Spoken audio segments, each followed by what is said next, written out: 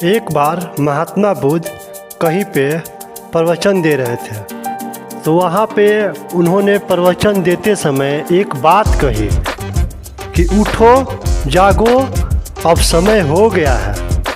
प्रवचन खत्म होने के बाद उनके पास एक महिला आई और उन्होंने कहा, महाराज, मैं जब तक आपके प्रवचन सुन रही थी तब तक मैं मुग्ध हो गई थी और खो गई थी। जब आपने कहा कि उठो जागो, अब समय हो गया है, तो मुझे याद आया कि मुझे कहीं पे मेरा नृत्य होने वाला है, मुझे वहाँ जाना बहुत ज़रूरी है।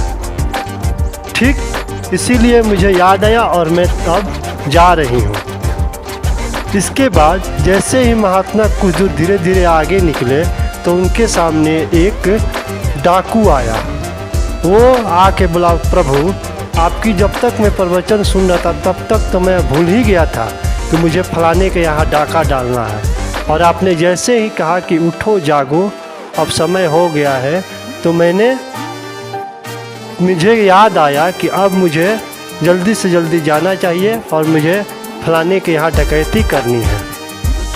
जैसे ही महात्मा बुद्ध कुछ दूर और आगे निकले तो एक वृद्ध आदमी उनसे मिला। कहा, प्रभु, हमने पूरी ज़िंदगी मोह माया में निकाल दी, और आपके प्रवचन सुनने के बाद जैसे ही आपने उस प्रवचन के बीच में एक बात कही कि उठो जागो, अब समय हो गया है, तब मुझे याद आया कि अब संसारिक जीवन से मोह माया त्याग कर अब मुझे प्रभु की तरफ जाना चाहिए, क्योंकि हमने पूरी ज़िंदगी ही व्यर्थ कर दी। इस पर महात्मा बुद्ध ने अपने साथियों से कहा, देखा, हमने सिर्फ प्रवचन के दरमियान सिर्फ एक बात कही, उठो जागो, अब समय हो गया है।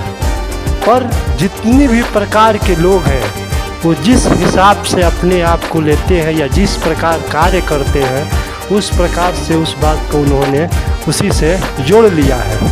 यही सांसारिक दुनिया है, जो जैसा रहता है अपने इस बात को, अपने समय को उसी हिसाब से जोड़ लेता है।